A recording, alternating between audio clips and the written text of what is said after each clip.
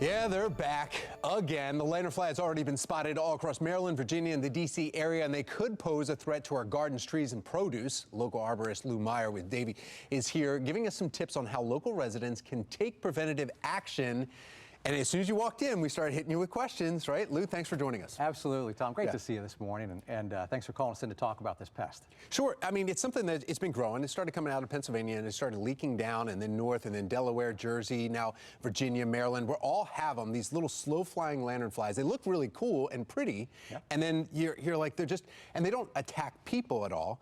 But they're just annoying. And at first we thought, okay, they're going to start going through vegetation. Where are we now with this, now that we've had a couple years to figure them out? Yeah, well, the one thing you mentioned that I do want to reiterate is that they can't hurt you. So that's really important. I have little kids and we have friends and everyone freaks out at the pool because these things around, they can't bite you, they can't sting you, so they can't hurt you. They're gross, they get on you, totally understandable. Fly right into you, they're slow flyers, they land on you. That's really bothersome, but they cannot hurt you. You're right. We thought when they came in that they were going to wreck our forests. We thought this was just a devastating thing, and it turns out that's not the case, which is great news. So they will affect trees. They'll feed on the sugars, they'll weaken the trees, but they really won't kill them. The only tree that they've killed is the tree of heaven, which is an invasive non-native tree anyway, so great news for us. But what they do affect a lot of that's a real concern for us is some of our vine crops. So if you are a farmer who's growing hops or grapes for viticulture, you're going to have some issues trying to control these. I know a lot of vineyards and also breweries around here, farm breweries, will bring in the tree of heaven. They'll have all the, try and get them all onto that and then just put a tarp on them and light them on fire.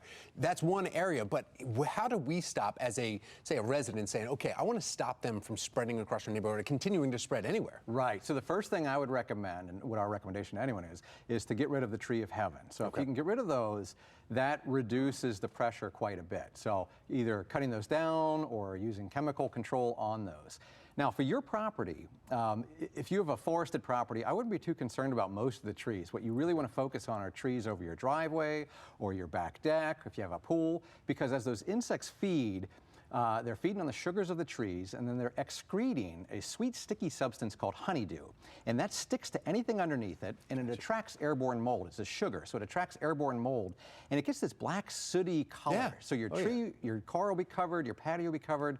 So you really want to focus on those, treating those trees to keep the insects away. Last question for you then before you leave here, Lou. I know that you have the tree experts and everything, but why are bees attacking them?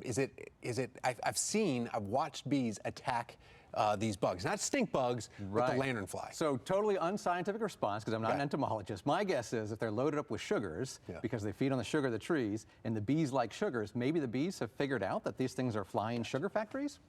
Maybe. Make their job easier, right? They're bringing the sugar right to them.